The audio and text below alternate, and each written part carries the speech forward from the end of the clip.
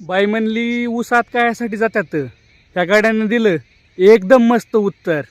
त्यांनी गावातल्या चांगल्या चांगल्या चिकना बायका पटविल्यात आणि कितीतरी वेळा उसात नेल्यात. संपतराव, पण वैभवने ते बायकांना उसत का नेलं? अगं तुला अक्कल बिक्कल हाय का नाही ग? उसात काय हाला जात असते तेवढं माहित नाही काय तुला?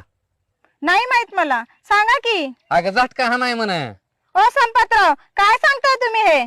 काय सांगतोय म्हणजे खरं आहे तीच सांगतोय. आणि ही तर काहीच नाही. 3-4 महिन्यापूर्वी ह्याच्याकडून गेले नाही का बाईला दिवस, आणि ती कळलं तिच्या नवऱ्याला. मग काय झालं?